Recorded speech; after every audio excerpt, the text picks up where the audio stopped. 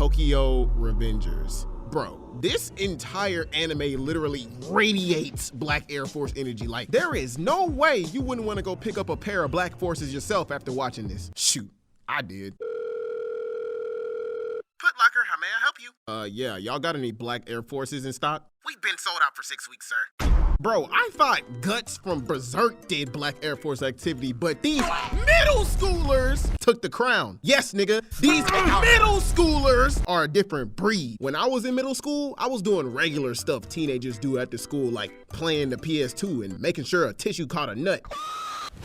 Emotional damage. But these little niggas are in gangs and they play catch these hands. Shoot, with the way they love to fight, they must have a little sand blood in them. Like, who the frick taught these niggas? Goku? And what shocked me the most was the fact that almost all of them look twice their age. Like, why do you look 50 and you're 24? What? Some ain't right about this. They probably all went skinny dipping in the Lazarus pit or something. Shout out my boy Jason Todd. Like, bro, I got to episode 3 and saw a middle schooler smoking a cigarette. Is this nigga serious? No fucking way, boy. Ain't no way you gonna tell me he's in middle school, bruh. Like, y'all sure this is a child? The nigga look like he's 16 going on 35. Like, that boy is stressed. He probably spent his days studying to get his GED, smoking a Black and Mild, and downing a pack of Smirnoff. Like, my boy, if you that stressed, ain't nothing the little marriage Hooji can't fix. Go crazy, go stupid. Ah! All right, so episode 3 and 4 had me pretty shook. It made me want to reach my hand through the screen and choke the life out of the main protagonist. So let's talk about niggas making dumb decisions. Yeah, I'm talking about you, Takamichi. This main protagonist back in episode 1, 2, and now 3 went back into the past for one reason and one reason only. To get his ass beat! Yes, Taka Dum Dum, after getting the bones beat through his skin by the grown man-child with the bat, which he stood no chance against, decides to go back with his crew to that same place that's currently oozing testosterone and challenge that same guy to a one-on-one fight. Taka Dum Dum was like, Stop seeing all these lame ass niggas, bro. Come to the street, bro. I will beat your motherfucking ass. man-child turns around like, you just digged your own grave, boy. Now, seeing that Takamichi's power level is obviously lower than the man-child, he's basically begging this nigga to send him to the afterlife to get sturdy with Big Woo. At least the nigga got heart, but heart won't save you from getting your guts knocked out your stomach. What more do you want from me? They get down to the ring, and Takamichi immediately realizes to himself, I like your cut, G. that he ain't P. Golly, that nigga strong. Sheesh, he punched that nigga so hard he almost quit. Man-child with the bat then proceeds to beat the literal oxygen out this boy. Man's beat him so bad his friends started worrying. Like, come on, y'all. What you think was gonna happen? Plot armor? Heck, I would too if people in the stands was shouting to crucify me. Like, bro, somebody need to get my man's Takamichi he gonna need it. Then lo and behold, come to find out one of Takamichi's friends, this Koibara wannabe, came prepared with a Nikki. Nigga couldn't make a spirit sword, so he brought a damn butter knife. Like, what you gonna do to the nigga? Spread out his peanut butter? He wanted it back in blood for real, cause my mans wasn't gonna sit there and watch his homie die. What's he look like, a degenerate? His other friends over there trying to pep talk him out of this whole situation, as if talk no jutsu's gonna work. Careful, SpongeBob. Careful, SpongeBob. Great job, guys. It's definitely gonna work. And as Koibara wannabe is about to make his unanimous decision, the entire crowd gets quiet, as if they all sense a disturbance in the force. Turns out, my man's Takamichi is actually surviving. Even the man-child was shocked. Takamichi then gives this long inspirational speech about how he has one mission, he's not gonna lose, blah, blah, blah. You know, the plot armor BS that anime characters try to pull to win a fight or get out of an inevitable situation. Like, if it were me, bro, I wouldn't want to hear nothing. I'd slug that nigga. If it ain't about these hands, I don't want to talk. Taka Dum Dum's like, if you want to win, you're gonna actually have to kill me. Then proceeds to say, I'm gonna save my shorty. Like, bro, how can you save her if you're dead? You must have not rode the long bus growing up. Nigga really thought a motivational speech was gonna give him some sort of Zenkai boost. Like, come on, bruh. Use your brain. That's like hopping in the ring with Mike Tyson while having 0 fighting experience in prep time. Think, Takamichi. That ain't P. Man-child was like, I bet, since you wanna die so bad, hey, go get my bat. And as soon as he said that, Oh shit! Oh shit! my boy Dracula pulled up with the sauce, talking about, man, what the heck going on here, bruh? This ain't P. Mind you, this is a 16-year-old kid. Nigga got more tattoos than me, and I ain't got none. Not only did Dracula pull up, but the GOAT behind him did too. The legendary delinquent, my boy Mikey. Man, Shit ain't got serious. Bro, everybody in that mug starts bowing to this boy Mikey. Turns out the 15-year-old little nigga is the leader of this fine establishment, I mean gang. These two kings start walking towards the man-child, and that's when things start to get active. Midway, somebody in the crowd had the audacity to exert his oxygen in the same direction as Mikey, then got checked by Drakev, talking about, "Hello sir, you're so cool, I'll lick the bottom of your feet. My name is Akaishi." Drakev's like, "You're in the way. Mikey don't talk to degenerates." Emotional damage. Man-child gets pulled up on by Mikey, thinking he finna let it slide what just happened here. Golly! What is this, JoJo's Bizarre Adventure? This nigga Drac is basically Mikey's stand. He really out here checking niggas. Yo, when can I make a deposit? He like, who made you leader? You make sure you buckle your knees and bend over when bowing to our commander. Hey, yo. Pause? Taka Dum Dum really thought he was grits, cause Mikey pulls up on him and just the sheer force of Mikey's drip makes him fall down. He like, "So what's your name?" Taka Dum Dum's like, "Takamichi." Mikey gets this nigga's name all wrong and he can't do nothing about it.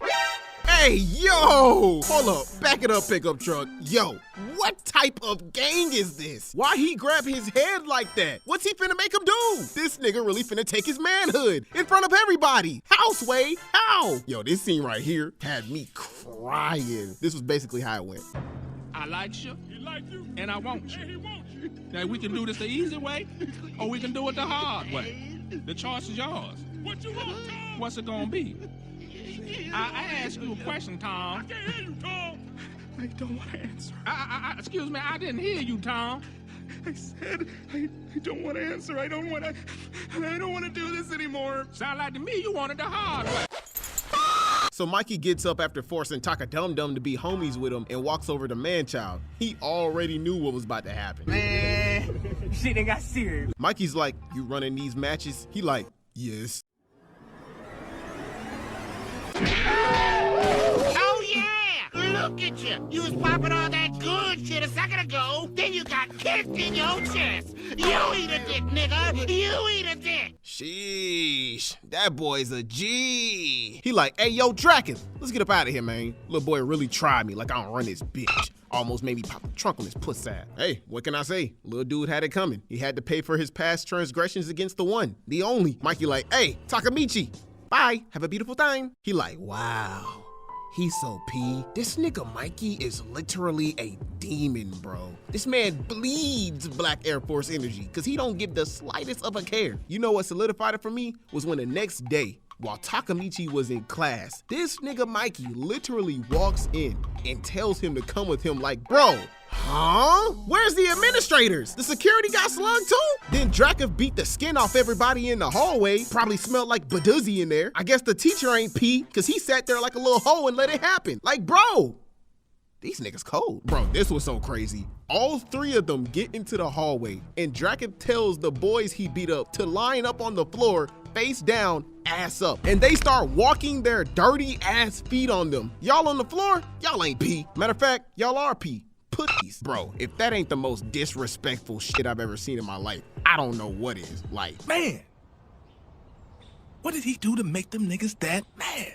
all right, so yeah, after watching that, I just had to get that off my chest. One week you might get an animated story, another week you might get an anime video. Who knows? Anywho, I'ma head out. I'll see y'all boys in the next one. All right, y'all, so Attack on Titan. Woo, yeah. A bunch of people that can turn themselves into giant humans with no genitalia. Yeah, just what the doctor ordered. So I highly recommend y'all watch Attack on Titan if you haven't already. And yes, there's gonna be spoilers. So before y'all little chesticles start hurting and y'all start thinking about crucifying me, the door's over there. I don't want y'all non-manga readers and people that haven't caught up to be spoiled and starts passing out like, don't tell me to breathe. I can't be, yo, bring me a shot.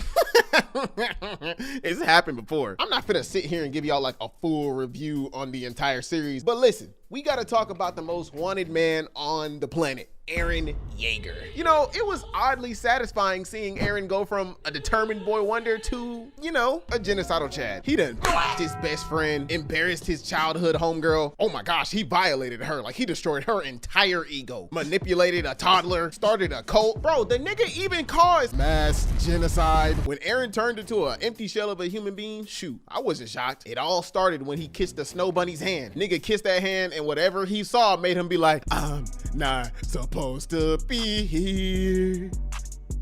Are we living in a dream?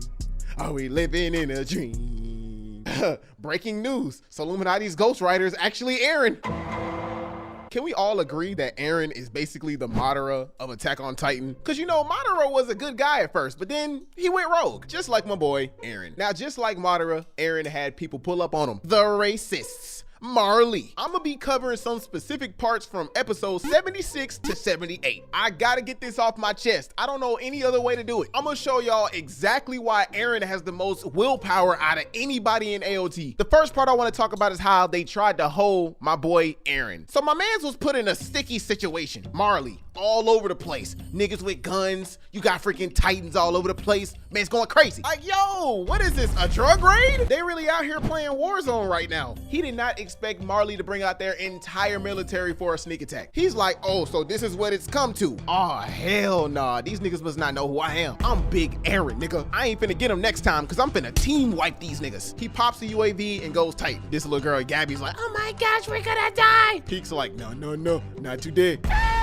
Whoa, did she just get her arm cut off? Oh, okay, never mind. She's just turning it into a Titan. I still haven't forgave you for what you did, Gabby. It's gonna take me a minute, but you know what you did. You're not off the hook. You better not ever eat a potato in your life. You hear me, little girl? I will get my little sister to beat your ass. Armin wannabe is like, yo, Eren, they gonna toss your salad. Stop it now. This nigga Eren walked off like, man, I got this. Big Yaeger don't hide. Big boy Reiner up in the fleet looking down at Eren like, I want that booty, Tom. You can't have my booty. Oh, yeah, I can. The booty is mine. It belongs to me. You cannot take my booty. The booty is mine. It belongs to me. You cannot take my booty. man, they get to scrapping. Reiner was like, let me show you the mix. Marley's whole plan was to Jujutsu Kaisen this man Eren into submission. Like, they didn't come to talk, they came for blood. And they really thought this mission was gonna be so fuego, like it was gonna go by so smooth. Like they really thought Eren wasn't with the shits. I got news for you. Eren ain't gonna let y'all cut his grass. Like they really thought they was gonna pull up to Eren's house and do his taxes. Porco, the Jaw Titan, comes out of the cut. He's like, oh, I'm gonna make you pay. Eren's like, huh, I already saw you coming a mile away. I really do this. So that move fails. Reiner grabs Eren and he gets him ready for the Porco finish. Eren's like, man, get off me. I'm Big Yaeger. Then lo and behold, Eren gets sniped from across the map. By who, you may ask? Pig. First of all, who the gave the kid from Monster House Titan powers? No wonder they gave you the cart Titan. You always bending over. Oh, you ain't safe either, Porco. You over there looking like the second kid. Niggas really didn't survive the Monster House and got isekai in the AOT. Come on, bruh. Y'all ain't P. I ain't gonna lie. The cart Titan had him for a second. Eren is currently immobile, but just cause he's immobile does not mean he ain't still with the shits. They think they got the upper hand on Eren, so Marley start turning up. I'm talking about the cart Titan starts loading the next clip. The Jaegerists start getting their doonies beat down by the soldiers. The Jaw Titan and the Armor Titan start trying to break out of their hold. Man, shit done got serious. Porco and Reiner finally get free of their holds and they try to use this opportunity to finish the job. And once again, another reason why Eren has the most willpower out of anybody in AOT. Yo, this nigga Eren took his entire head and was about to rip this nigga Reiner's face off until Jesus Christ. Harambe came back from the dead. I mean, Zeke pulled up. Zeke's like, I know I'm late, but you did good, little bro. It's time for me to help out now. Zeke start getting active. He like, man, blimps, huh? What's the mix? Everybody that's seen the show or read the manga knows his special technique. Like, don't monkeys throw poop? This nigga throwing rocks. Man's really throwing hardened turds. Golly, bruh. You see how far this nigga throwing it? Tom Brady ass arms, The Rock ass arms, Hulk ass arms, John Cena ass arms, Brock Lesnar ass arms, Thor ass arms, Broly ass arms, Merge Zamasu ass arms, Cam Newton ass arms. Zeke in this situation is basically the cleanup crew. He's making it easier for Eren to get the job done. And what is the job that needs to be done? The two brothers have to make contact with each other so Eren can use his powers. Moving us into the second part I want to talk about. Gabby. After Marley starts turning up again, tricks the Jaegerists, Porco gets clapped by Zeke. Gabby getting confessed to by Falco. Zeke gets a portion of his neck blown off. Eren bull walking. The cart titan running out of ammo, Reiner pinning down Eren, Zeke surviving a literal shot to his neck, Zeke also summoning every single titan in the area, her seeing her secret lover turned into a titan, Eren tricks Reiner, gotcha bitch, and takes the fuck off. Bro, what happens next really grinded my gears as this man Eren is running. I'm talking about he using the lemon pepper stepper 11s. If you're not a manga reader, then you would probably be shocked when this happened. Damn, he really about to rock my shit.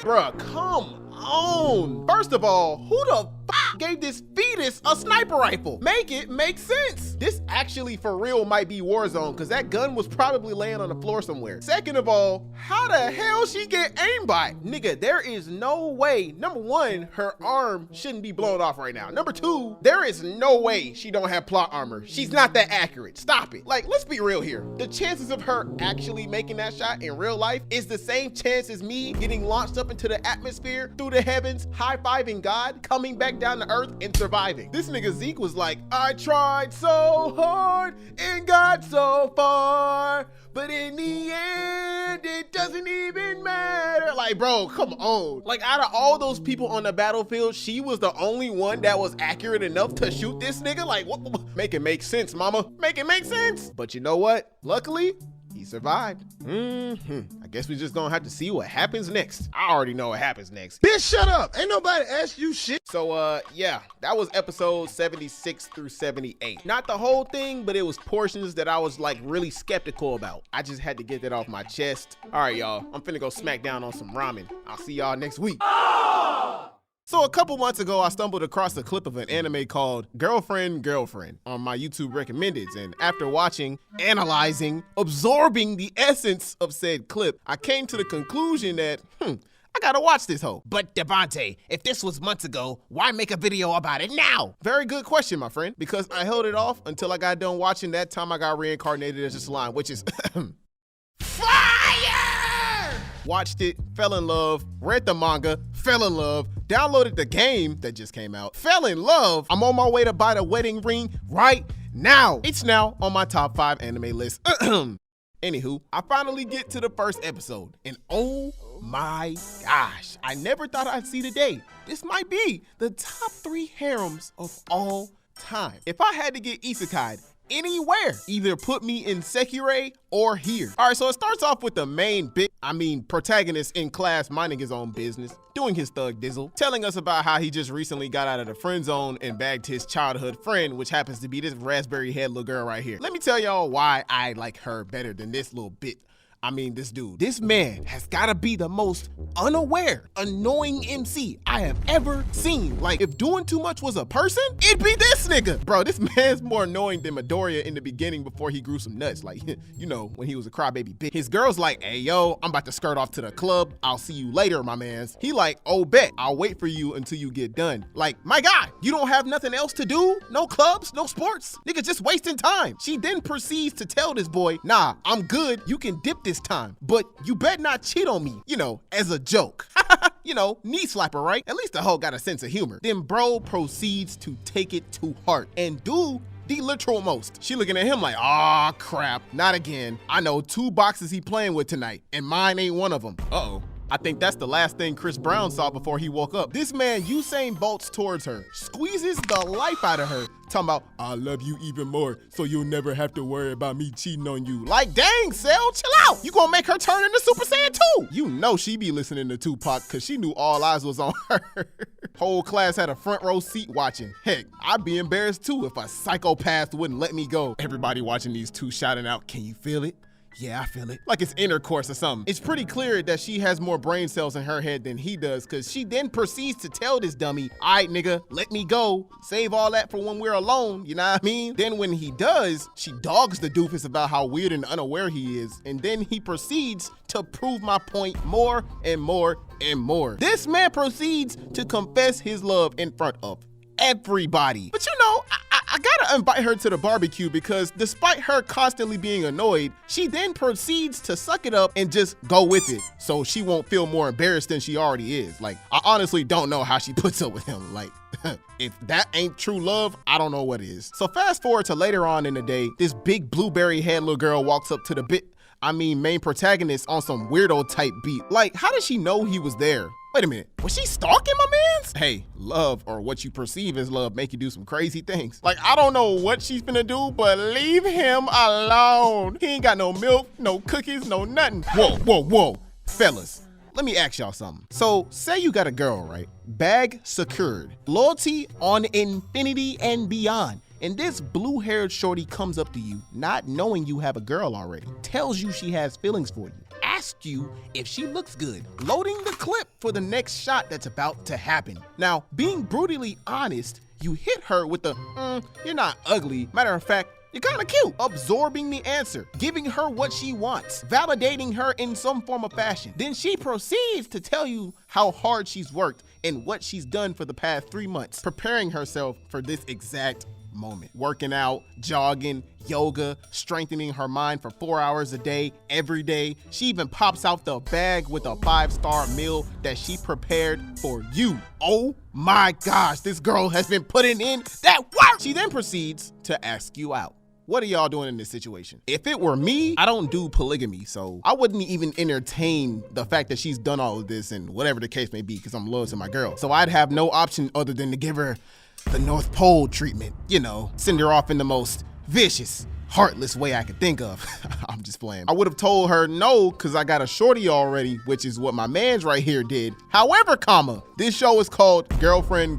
So that alone should give you enough context on what's about to happen next. The show really should be called Polygamy the Anime. She then gets knocked down by the fate of rejection, but picks herself up and keeps walking, literally. The homie is crushed inside. Mans does not want to lose this treasure he just found at the bottom of the sea. So what does he do? Bow! She like, oh gosh, how the tables have turned. My mans didn't want to cheat on the girl he worked so hard to get. He's about to pull the polygamous move we like to call the pro gamer move. Or better yet, the gotta catch 'em all. He like, it's true that I have a girlfriend. I love that. I ain't gonna never stop loving that. But you looking mad delicious though, so I want you on my life. I can't turn you down, but I can't betray my queen. So like, you feel me? If you don't mind, can I date both of you? We can go ask Raspberry right now. Leaving this girl confuzzled, my boy. He like, listen, take it or leave it. My man's just threw the master ball at shorty, and she was with all the smoke. She was now on her way from side chick status, transitioning into main chick status. So bro pulls up to Raspberry Head and looking confused, she act like she don't see them two scarecrow body built legs behind this nigga over there built like a crane. He like, hey, we need to talk. I found this random hoe off the street and want y'all to meet. And apparently Blueberry Head has so much plot armor that she instantly makes Raspberry Head start spazzing out because of how cute she is and have her instantly want to be friends. Dang, I ain't seen that much plot armor since Sword Art Online Season 1. Women are very territorial about their man, so in real life, if this doofus would have brought another girl out of thin air to meet his girl, this would have been a problem. The girl ain't even said 3 words and she already on her like glue. The only nigga I seen with that much unspoken riz was Duke Dennis. I don't know about y'all, but I ain't never seen somebody in my life with this much plot armor. Wait a minute. So they all go hang out, these two nervous AF, and Raspberry Head ain't got a clue of the bomb that's about to go off. Karaoke, walking, basketball, lunch, and that's when we get to Raspberry Head trying out her cooking too. Like, when did she have the time to make that? Now with Raspberry Head's guard completely down, the Cobra decides to strike. He like, so what you think of her? She like, man, she lucky I ain't a lesbian, cause I'd wanna cuff the hoe too. He like, dang, I know the feeling. She like, huh? You got me though. He then proceeds to gather the energy needed for the spirit bomb he's about to drop on her. He like, I wanna date you both. Uh-oh. She ain't like that one. Then man proceeds to try to explain to her how earlier Blueberry Head confessed her feelings to bro and he doesn't want to lose her because the more he got to know her, the more attracted to her he became. Wait, isn't that still cheating? Blueberry Head like, ah, snap. It's about to go down. Cause Raspberry Head couldn't compute the malarkey emitting from this nigga's mouth. Bro, she put down the food. You know how sacred food is? If somebody put down their food, they want all the smoke. You know what comes next. Run. He like, I couldn't bring myself to do it in secret, so with your approval, I mean at least a nigga honest, I wanna date both of y'all, honest and out in the open. Then Shorty proceeds to gather all of her energy for the Detroit smash. God dang, she knocked that nigga out so hard his grandkids felt it. Fellas, her anger is a good anger, cause it shows that she cares. He like, look, we could talk it out over some burgers or something. She like, no way, Jose. He like, I feel bad about this though. She like, then don't do it. And it's obvious she stands firm in monogamy, cause she then proceeds to rebuttal a queen answer. She like, you got me. Isn't that good enough? Nigga, you answer this wrong, I'll murk you. Then lo and behold, Blueberry Head saves the day by intervening, but Raspberry Head stands her ground even more. Talking about, how could you be okay with this dumb dating two girls? Then my girl Blueberry Head activates her persuasion skill to the highest capacity by rebuttaling with, I can't imagine y'all breaking up. I'll only be rejected if I don't have him date both of us, so I'm alright with it. Again, for smoke. She like, oh, snap. What in the polygamy is going on in here? She like, what do you even like about him so much? Did she just indirectly roast my mans? Blueberry Head's like, he's everything to me right now. Heck, I can tell. All of them 3 months of work you put in. I don't blame you, shawty. Raspberry Head then proceeds to stand her ground once more. Such a queen. Then this lame goes on a whole tangent inspirational speech about how it'd be dishonest if he rejected her and continued going out with her cause he caught feelings for the hoe, and how he doesn't want to lie and date them both in secret cause he'd end up being regretful. I mean, my guy, at this point you done already caught feelings for her, so you technically already cheated. He then proceeds to ask her once more, and Raspberry Head hits this doofus with the most direct, honest rebuttal I've ever seen. Ooh, I know that one hurt. He persuades her and persuades her and persuades her, and then she persuades her and whoa, 30,000 yen every month. Okay, hold on, this nigga wildin'. Mans knew he had options afterwards cause he was ready to end it all right then and there. Then by the skin of his teeth, he hits her with his ultimate move, Talk No Jutsu, or the Detroit Persuasion. Blueberry Head over there ready to throw the coochie at that man for that astonishing performance. Finally getting the approval of Raspberry Head at the cost of being hated by her for a little bit. And low-key regretting her decision inside. Like, bro's persistency is crazy. Hall of Fame badge. Nah, let's be real, y'all. If Blueberry Head didn't pass my mans the alley-oop, he would have never dunked, you know what I mean? So with him now having 2 girlfriends, he comes up with this elaborate scheme for the 3 of them all to move in with each other, which I think is moving a little too fast because he doesn't want to live with his parents and he can get the approval of Raspberry Head's parents too, which is crazy because I know what some of y'all are probably thinking.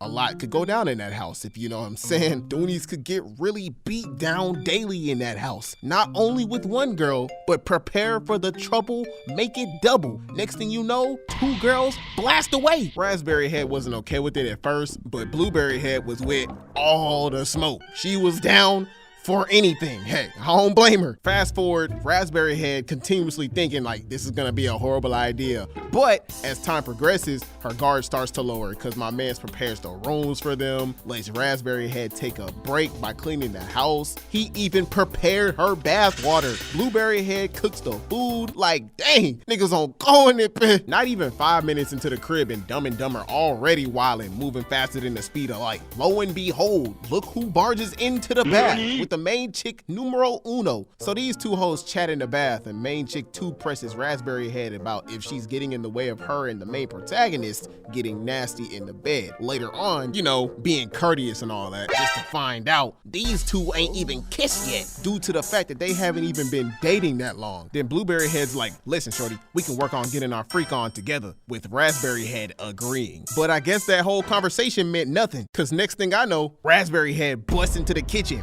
pissed off like shiz, boy. Pressing bro about how far he wants to take it with Blueberry Head in terms of getting nasty, because it's obvious she wants to get her Doonies beat down before Blueberry Head. That's why she's being so indirect right now. And this man reminds me of Castillo, because this man pulls out the Hall of Fame honesty badge and hits her with a, listen, I want a threesome to be honest, but it's just a thought that came to my head. Raspberry Head starts spazzing out. Blueberry Head all calm and collected like she on go. Gas on the pedal, down for anything. Raspberry Head then complains about how open he is about the whole thing and how good Blueberry Head's face and body looks. Talking about she gives her weird feelings as a woman because he probably wants to beat her Doonies down more than he would her. Like, but if you jealous, just say it. I told y'all she wanted her Doonies beat down before the Blueberry Head little girl.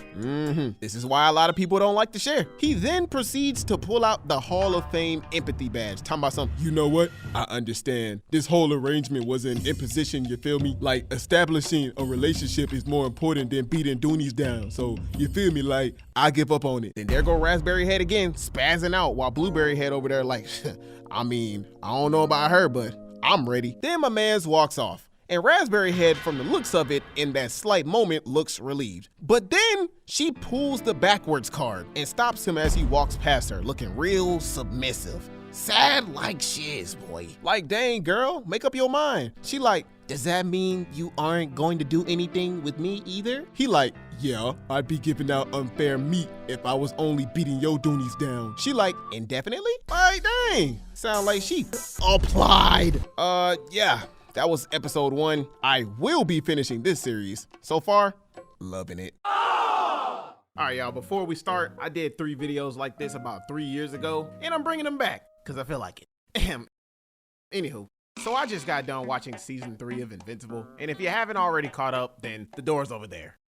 And we're sending you home with $10,000. This ain't Mr. Pete's fool. Come back when you're done with season 1 and 2. But hey, if you are caught up and don't care about spoilers, meet your friendly neighborhood hypocrite, Mark Grayson, aka Invincible. You know, after finishing season 2 a while back and pulling up to season 3 now, I started reminiscing about all the amazing, wonderful, outstanding ass whoopings good old Marky Mark was getting served on a copper platter. Really had me sitting back in my chair thinking, man, what did he do to make them niggas that mad? Oh, I know the reason. It has something to do with the way heroes like Mark think. And to just get straight to the meat of the bone, I've always had beef with these certain powerful heroes like Mark that claim to fight for justice and to help people. Because in my eyes, they ain't really helping nobody if all you do is fight the same villains every Thursday at the cost of thousands of other lives. Why are the villains not dead? And these same quote-unquote heroes confuse murder with killing. 2 separate things. Murder is the shedding of innocent blood. These peons aren't innocent. Killing is the justified taking of one's life. These peons' life being taken are justified. Step on my toe if I'm wrong. And Batman, don't come to me with that, all life is precious bull crap. Cause based off of my confusion statement, that ain't supposed to apply to everybody. Some people have to die for specific reasons. But if we take their lives, we'd be no better than them. Yeah, tell that to Superman's wife and baby and the 30 million people that lost their lives cause you decided to not turn the green-haired, lipstick-wearing crackhead on high laughing gas into ground beef. Which is exactly what Marky Mark and the other heroes like him tug a war with all the time. This is why they hold back, because they don't want to take the necessary lives. And what does that do? Get your skull turned into mashed potatoes and yams with your entire planet blown the hell up. Or worse, the Yamcha treatment. Like, dude, think about it. If Gohan didn't kill Cell, Bulma, Chi-Chi, Launch, the black nigga, whatever he is, would all be dead. Bro, imagine a villain's about to torture your whole family until they die. He's making purses and bed sheets out of your wife's skin and piano keys out of your children's teeth. Boom, Batman busts in and beat him till he pisses out his eyes and poops out his ears. And instead of killing him because he's done this millions of times before, it ain't like it's his second chance, it's his 34 millionth, which Batman knows, just so he doesn't take the lives of your family in the midgets basketball game he was gonna run to right after, this nigga takes him to jail. Where he spends 1 week, gets out, and spins the block doing the same thing to not only your family, but thousands of others. And you know what Bruce Wayne does to follow up the same damn thing? The same damn thing. Marky Mark ain't safe either, because he was really out here giving the twins the... Nigga, bro, come to the street, bro. I will beat your mother beats the ooh out of him, then proceeds to be like, clean yourself up, little bro. I know y'all just took 1,000 lives today, but I'll see y'all on Thursday. Like, what? Dude, even Goku of all people had more sense back in the day. He was standing on more than business, because he gave Frieza the freak around and find out warning right before he sent his ass to play hopscotch with Monk Gyatso. If I'm a villain that's not a planetary plus level threat, or hell, even if I was, and I heard some spiky-haired glowing monkey on Earth who blasts energy out his hands while being able to knock a hole through Galactus's ass crack and is friends with an omni midget that blows up timelines for fun, there ain't no amount of bread or head that can make me leave, because the protectors of Earth are going to protect the Earth by any means necessary. I ain't going, you know, unless I'm Majin Buu. That little nigga just don't give a damn. Or even Stink Meaner, he don't give a damn either. Dang, I guess I gotta throw Sukuna in. See, this is what I'm talking about! In the words of Cecil Stedman, you're either a good guy or a guy who saves the world. So, today, chat, we'll be evaluating, examining, and dissecting Mark Grayson, aka Invincible's gameplay footage with his ass whoopings from all 4 quarters. A little bit from season 1, 2, and a special one from 3. This is Coach The One, aka Devonte The One, coach of the Mellow Mafia, introducing the Beatdowns. Sponsored by DTO Corp. Quarter 1. Mark gets his skull blitzed into the pavement by a big ass cat. So one day, Mark decided to contribute to the black struggle and help Lil Bill Sr. out by liberating him from his oppressor. Your time has come.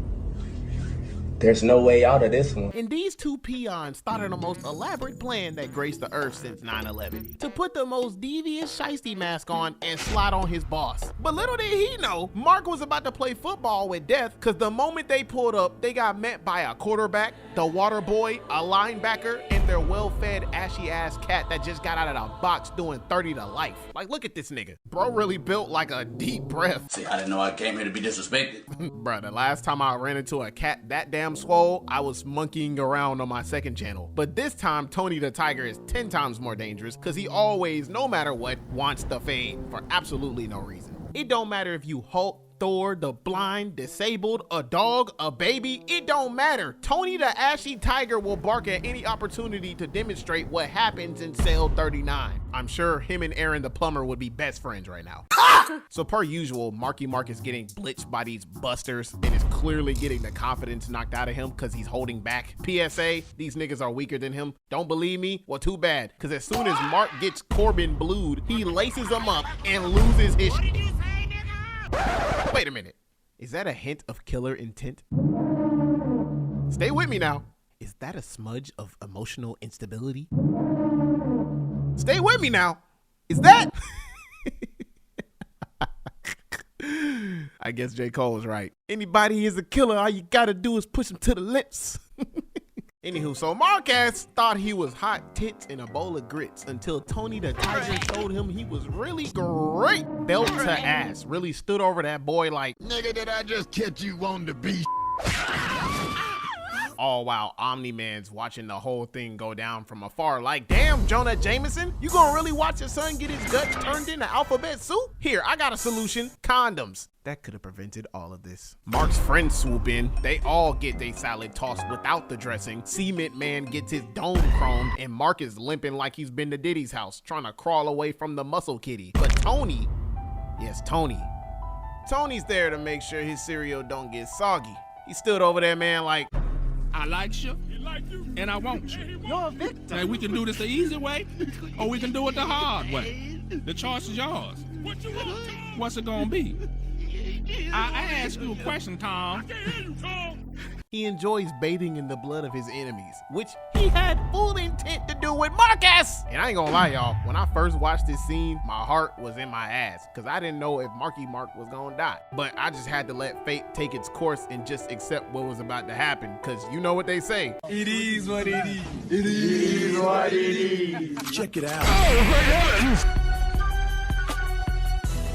Can you eat like that? That man Nolan really still up there watching his son get his cheeks apprehended. Like, dude, get your King Bradley, Jonah Jameson, Caucasian Mr. Potato Head, 9 looking ass down there. With all that ass beating, I thought he was dead until I remembered the name of the show.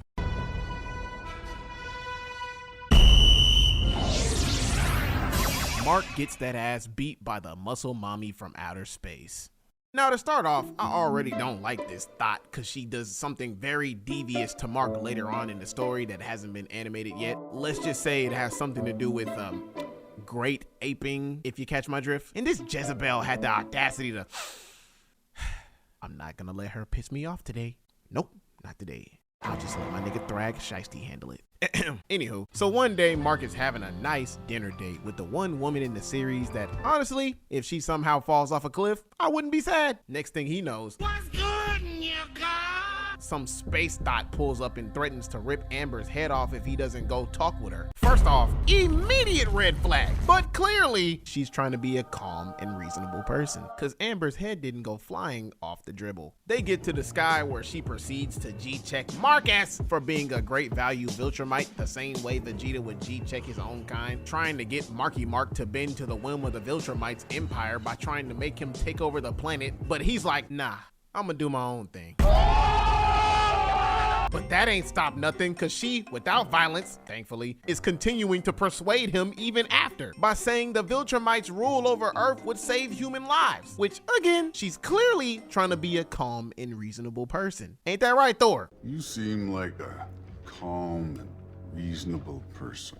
So Mark tests her. He like, all right, if you so worried about human lives like I am, then don't stop me from saving these folks over here from this big ass worm. She like, bet. Matter of fact, I'll come with you, just cause she wanna see how strong Mark is. They slide to the cruise ship, big ass bug trying to Titanic the ship. Mark tries to save it while she watches, he fails, making her come to the realization that, Fine, I'll do it myself. He's a buster. Really, Mark? You gonna let Shawty show up and show out? You gonna let her exceed your testosterone levels, my guy? That is not gangster. That's very not gangster. And I can't believe this. You a fraud. Golly, these Viltrumite women different. They got that thuggin' love for real. Oof. So Anissa does what a lot of testosterone-filled women with a Western mindset does when they realize they got more balls than the man in front of them. Throw it back in their face. But clearly, doing it in a calm and reasonable manner. Still trying to convince him. See, nigga, without me, they would have died, cause you a buster. I'm not a buster. Yes, you are. I'm not a buster. Yes, nigga, you are. She started clenching her fists cause he not agreeing with her, and even doubled down by threatening her. Be gone, fuck! Little did he know, she really liked that. She's the big homie, so she don't hesitate to give him the... Remember that we started with reason. You! But what the hell, bro?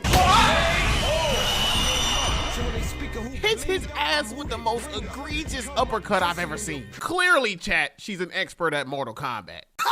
Mark thought that love tap was the only serving of food on his plate, but little did he know that was the appetizer. Clearly, chat, she watched Dragon Ball before this. But unfortunately, in this show, there ain't no plot armor power up in the world that could save him from this upcoming dessert. She had her foot on this man's neck ready to give him the check without the tip. But Marky Mark wasn't giving in to nothing, even though she embarrassed him, ruined his clothes, beat the spit out his eyes, and threatened to kill his shorty. Clearly, he watched 300 before this because he would not concede. Matter of fact, even turned around and tried her like a Walmart sample to see if she was really about that life. My nigga. I thought he was gonna die. Until I remembered the name of the show.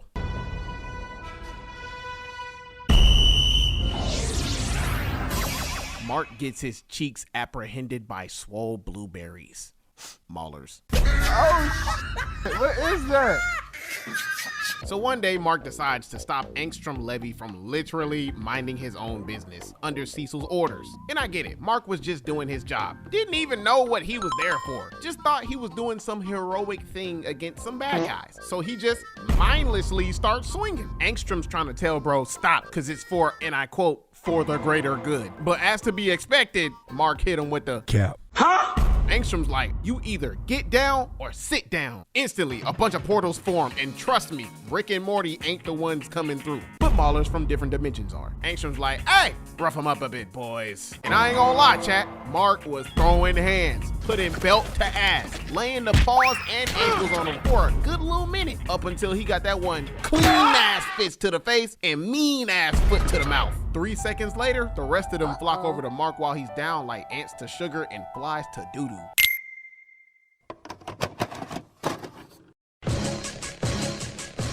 They start stomping him out, and Engstrom's like, hey, you peons, I said rough him up, not kill him. Shut up, nigga. Yeah, we do's what we want to do.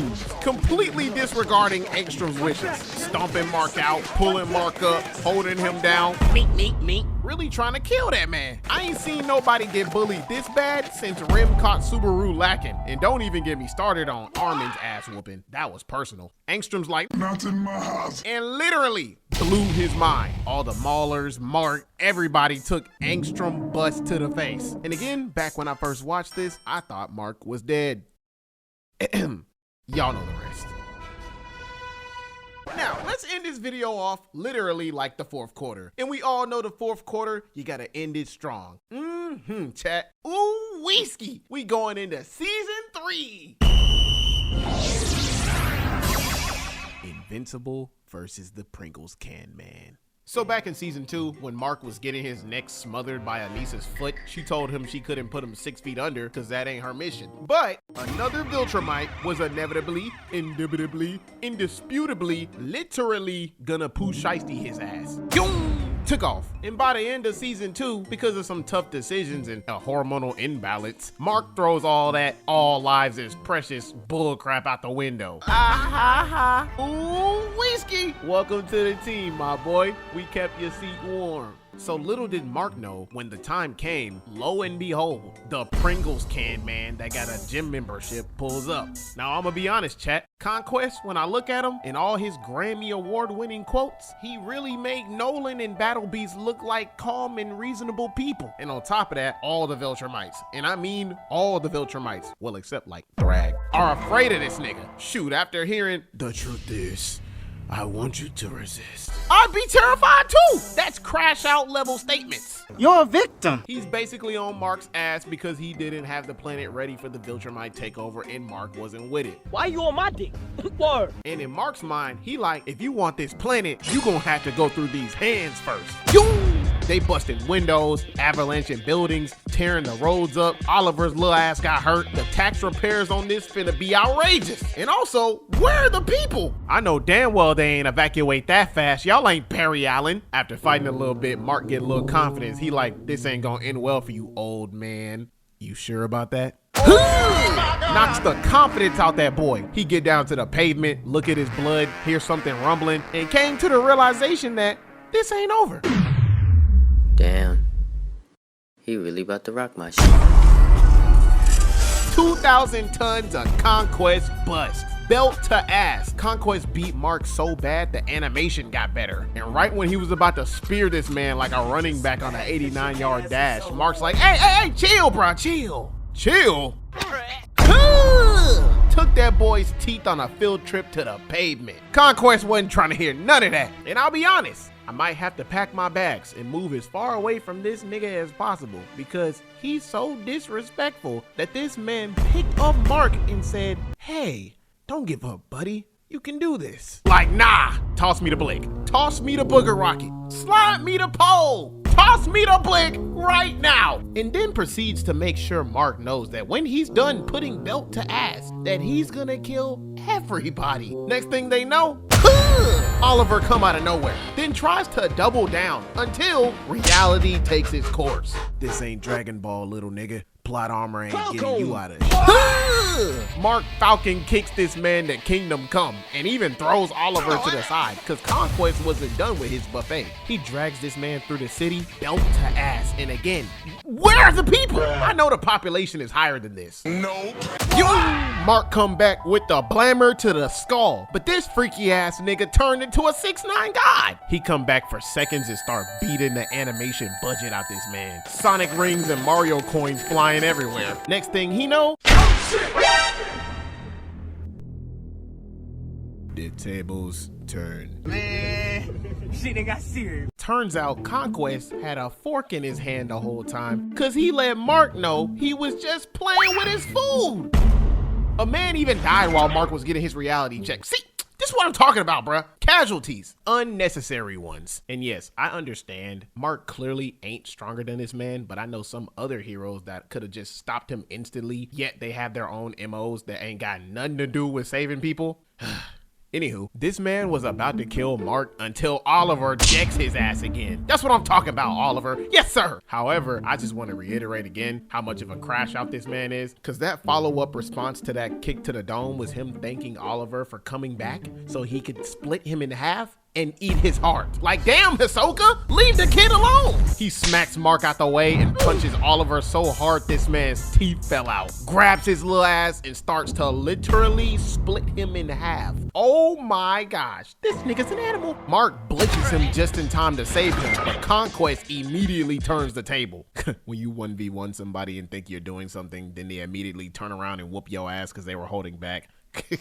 Drags him all through the city, then drags this man across the sea, pulling up to this new city, about to give Mark straight omniman PTSD. Oh shit! Oh shit!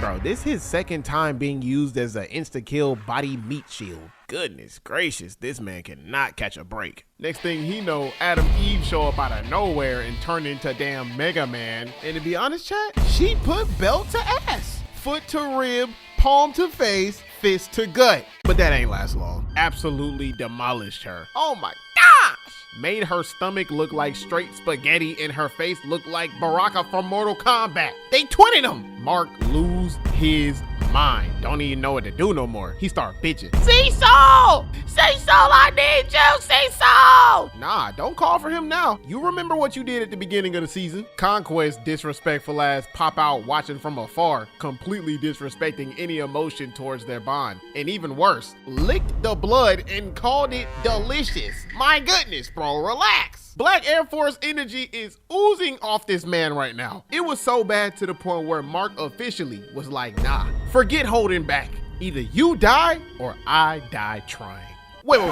Really, Mark? It took you 2 cities being destroyed, thousands of lives being lost, you getting the piss kicked out of you, your little brother almost ripped in half, and your girlfriend getting her face painted and stomach blown out by the Pringles can man, just to realize he gotta die? Oh, brother, this guy stinks! Mark lace him up, put extra black paint on his Air Forces, and put belt to ass. Palm to cheek, foot to liver. Mid beatdown, Conquest grab him. He like, getting mad doesn't make you stronger. That's not how it works, Buster. Yeah, tell that to them, Conquest. See how they feel about that. Bruh, Mark's black Air Forces laced up so tight, he pull a Goku on him and spits out the meat. Pause. They start throwing hands and more hands. You would have thought 2 Saiyans was up there fighting. Next thing you know, Eve started glowing. Mark mid ass whooping stops like an idiot and looks back. Bad idea, cause Conquest literally catches him lacking and punishes that boy. Disrespectfully pins him down, leans over and starts telling him his life story.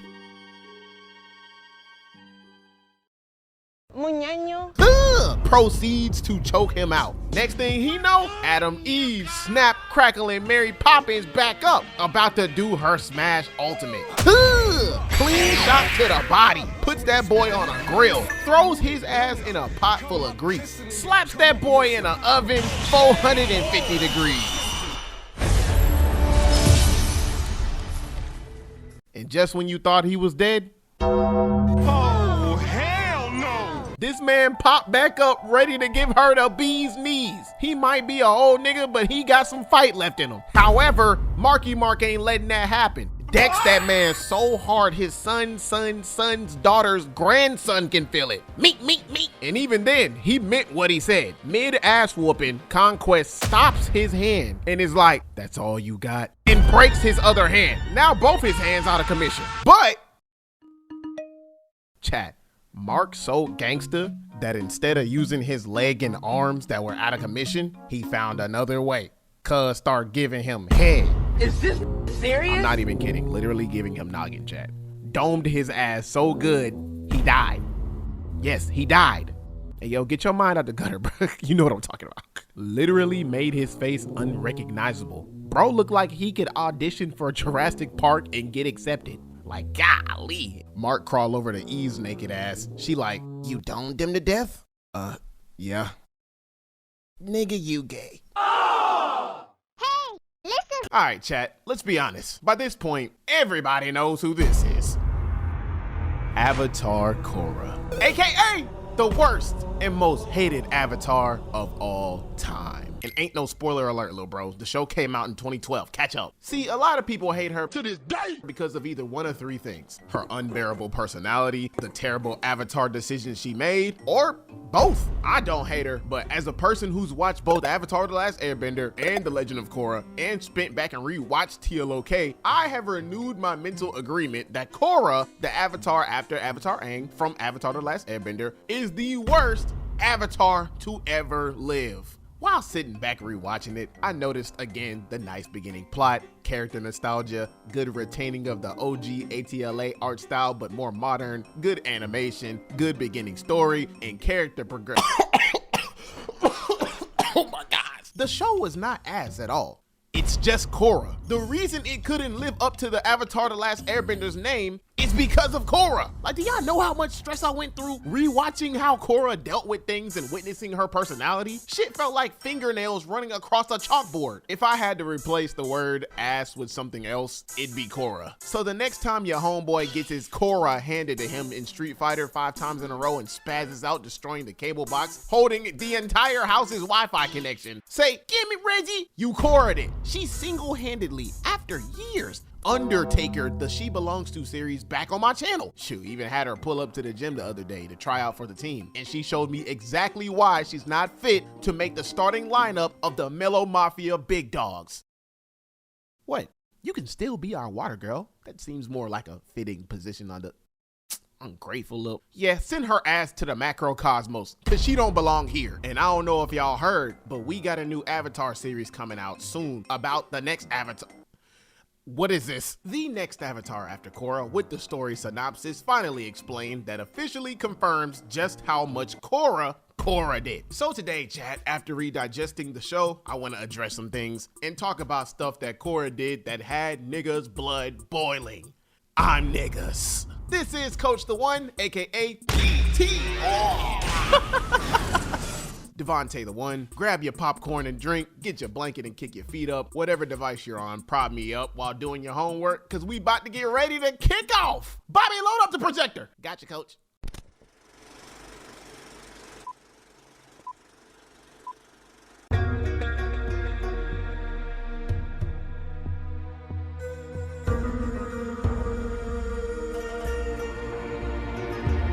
So throughout the series, I'm surprised the airport didn't find her because Korra had a lot of baggage that impacted the literal world and got her ass packed up like a Newport, which is fine because that's the beauty of character development. I mean, it's not like she didn't have it at all. She actually did grow a little bit, but it wasn't her strong suit until like the end. That's why off the dribble, I believe some parts of her character tie into why she made so many terrible decisions in the first place. She was arrogant, proud, impulsive, hot-headed, irresponsible, socially unaware, emotionally erratic, reckless, hard-headed, had an emotional range of a damn tube sock, and even when there was signs of character progression, she turned back the clock. Which brings me to bad decision 1. Korra constantly put herself in fights she had no business being in yet. Yeah, baby.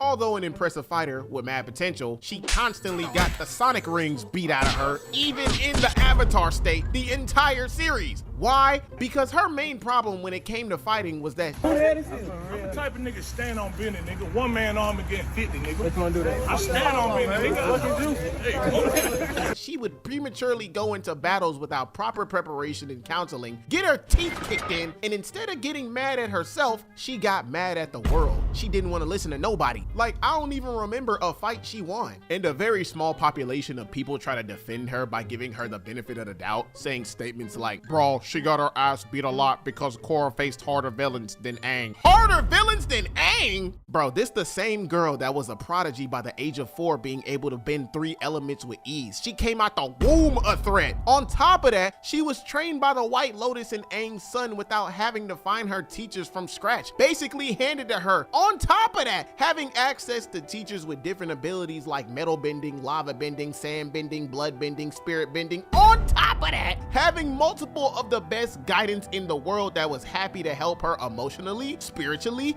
physically, and psychologically. Yet, she still got that ass blocked off the glass by Sahir, ankles took, straight bedazzled by Kuvira in front of her whole army, 360 windmill dunked, nuts on head by Amon. Unhat me, you goblin!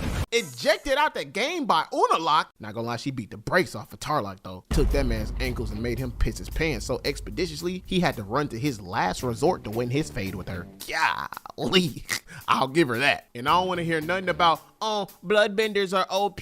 She couldn't fight somebody that's making the water in her body twerk. Man, pish posh. Y'all must have forgot what Avatar Aang had to say about that when he had the same thing happen to him. Every single drop of all you got. Do you know how strong your avatar state has to be to overpower a bloodbender? Good googly moogly. Freak out of here with that bullcrap. Every avatar has their own versions of hard villains which they have to adapt to. It's no excuse. Korra got her shit rocked throughout the entire series like a newborn baby an ungodly amount of times, and it was pissing me off. Not because she was losing, ain't nothing wrong with losing fights, we all do at some point, but it becomes a problem when you get your lungs digged in, then get mad at the people trying to help you because you think you know better. And that's why she got poisoned by Sahir and his crew, absolutely embarrassed by Kuvira, by the way, W outfit, W hair, best Korra outfit, got completely shattered by Unalak, got her bending abilities taken away by Amon, which Aang from the dead had to resupply her abilities back in her arsenal after she was about to give up completely, then stormed out on everybody she loved, which in that case of losing her abilities, I mean, that's completely justified. I mean, I'd be mad too if I lost all my bending abilities. Like, let's be real here, y'all. But in other cases, dang, calm down, shorty. Your reaction is okay, but taking it out on everybody was so unnecessary. Like, I'm gonna need you to get it together. I think you need one of these. Chat, imagine how vicious Korra's hands would have been had she listened to her guidance, humbled herself, and learned how to take accountability and utilized every single thing handed to her on a silver platter. Oh my. Bad decision too. Korra left the spirit portals open. So after Korra got done fusing back with Rava, Tenzin's like, all right, shorty, close the portals and let's bounce. And right before she was about to close the portal, she stopped. She started questioning herself. She says, and I quote, maybe I shouldn't. What if Unalak was right when he said the Avatar shouldn't be the bridge between the two worlds? What if Avatar One made a mistake when he closed the portals? What if humans and spirits weren't meant to live apart? Basically, just like how Avatar One believed closing the portals was the right thing to do in his time period, Korra questioned his belief and believed that leaving the portals open was the right thing to do because she wanted to forge her own path with good intent behind it. But you know what Tenzin's advice was? And I quote, I think you should trust your instincts. Oh, hell no! There's nothing I could teach you. Cap. You are the Avatar. Tenzin, just do us all a favor and shut your bitch. Whatever your decision, I support it. Oh my gosh. Whatever Tenzin's smoking and the rest of the gang included, keep that away from me. You telling me everybody conceded and let her do it? Ay Dios mío. Did y'all forget who she was at the moment? She ain't have that much character progression. He could have thought critically about her character and the nature of the worlds and said, hell no! Forget them being more knowledgeable about the spirits and having 10,000 years of it. Close the damn portal. Tenzin should have did what Future Trunks did for his world. If you leave that portal open, it'll be the end of all of us. No! Now, Korra has every right to forge her own path, but I don't believe she should do it without wisdom and seeking counsel. More counsel. The right counsel, Tenzin. Because I get that she had good intentions, but we gotta think logically here. If you understand the nature of both worlds, or just the human world at least, you realize that not everyone will be looking for peace. Humans alone left to their own devices has already caused a lot of problems for centuries. Wars, propaganda, anarchy, capitalism, lust for power, control, and greed by any means. Come on now, everybody ain't looking for peace. Not all bending or regular humans, and especially not all big ass superpowered spirits spirits that can destroy a continent. And especially if I can shoot fire out my hands. Hell, I need a gun for. Do you know what crash out YNs could do with that? See, in this world, wherever there's a beautiful tree, there will always be a bad apple in the mix ready to destroy the roots. And understanding that, I believe that the best option would have been to keep the freaking portals closed and continue letting the Avatar be the bridge. Forget what Unalaq said, cause think about it. If Vatu's wicked ass emerged from it, then who knows what else can? Bruh, I was sitting there like, Korra, if you leave that portal open, it'll be the end of all of us. No! And you know what, chat? For years, I wondered what the Avatar world amounted to after the second series ended. My ass cheeks stayed clenched up until I got the recent news, cause I believed leaving the portals open would most likely cause problems between the human world and the spirit world. Lo and behold, the new Avatar series coming out soon confirms my initial theory and puts me at ease to unclench these cheeks. Bobby synopsis! Gotcha, boss. The new series coming out will be called Avatar 7 Havens. Avatar 7 Havens is set in a world shattered by a devastating cataclysm. A young earthbender discovers she's the new Avatar after Korra, but in this dangerous era, that title marks her as humanity's destroyer, not its savior. Hunted by both human and spirit enemies, she and her long-lost twin must uncover their mysterious origins and save the Seven Havens before civilization's last stronghold collapses.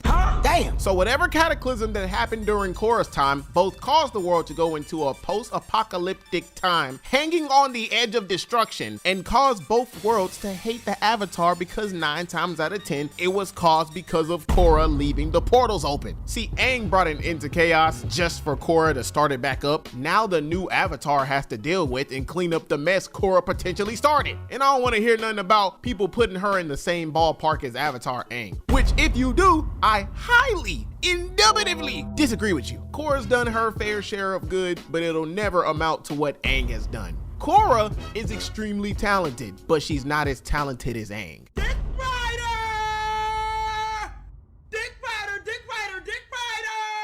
We talking about Twinkle Toes, the first Avatar to spirit bend, redirect lightning, have Toph's seismic sense, mastered air at the age of freaking 12, technically 112, invented the air scooter, mastered all 4 elements in 1 year, kept the airbenders from going extinct, defeated one of the most strongest firebenders ever while he was at his most dangerous, was the youngest to master the Avatar state, ended a war that lasted 100 years, brought along a period of peace which he mediated and kept under control, was more in tune with his spirit side, had better character development, actually won a lot of his fights, which keep in mind, he was a pacifist. But just because he was a pacifist doesn't mean he wasn't ready to pacifist. You dig what I'm saying? And he did it all when he was 12. A literal kid. Bruh, he was the one who gave Korra her bending back when Amon took him. So let's not put her in the same sentence as Aang Shiesty. And no, she ain't beating Aang in a fight, lil bro. She got folded by lil bitties a here. Aang 1v1 is putting her in a Ziploc bag and floating her down the river. And don't even get me started about what Yang Chen or Kyoshi would have did. Bad decision 3. Korra got the connection to her past lives severed completely. Oh my gosh.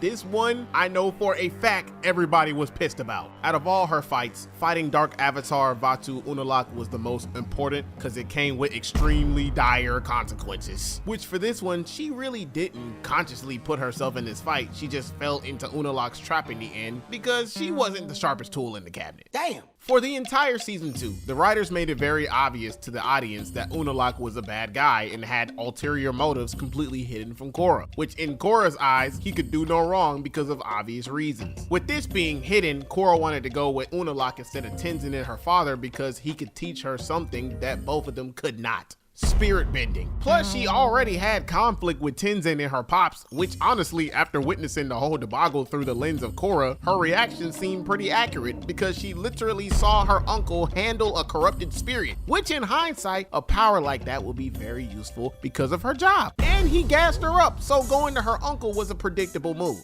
The issue was that Korra was gullible, hard-headed, and socially unaware, so it led to her downfall in the end. And by this point, y'all already know what happens next. During her fight with Unalaq, she gets backed into a corner. this man starts getting froggy, so he jumps. Bro get to ripping out Rava, the spirit that houses all of the Avatar spirits, right out of Korra. To make matters worse, bruh makes a water whip and start beating Rava like a 1865 cotton field. Your name is Toby! Say it, boy! My name is Bartholomew. That ain't your name, boy! It is Toby! My name is Jeff. My name is something Wong. Oh my goodness, he started getting trigger happy. That man was showing no mercy. He wanted the connection to her past lives eviscerated. Good googly moogly. Chat, when I tell y'all, this moment for everybody felt so dark and sad. It was literally the saddest moment in the entire series for everyone, because with every lash, Aang and the rest of the avatars before him get Hakkai'd in the blink of an eye. It was like losing family, bro. And watching it again was so tough. My blood didn't even boil, bro. My heart just felt empty. The first time I seen this when it came out, it honestly made me want to just take an Avatar hiatus, cause I just couldn't take all the "Your name is Toby!" I just want to let it be known that this series has a lot of topics, including the ones I brought out today, that if you analyze, you could really write a book out of each and every single one of them. But if I did that, this video would be like 50 hours. And last time I checked, I ain't no damn detective. So I kept my yapping to a minimum. Yeah, y'all can go watch some other YouTuber break down each and every crevice of Avatar issues with the utmost precision. But me? Fuck no, baby. All right, I'm finna go make me a sandwich and watch Reincarnated as a Slime. Bobby! Already on it, boss. Outro on the way. Such a good servant.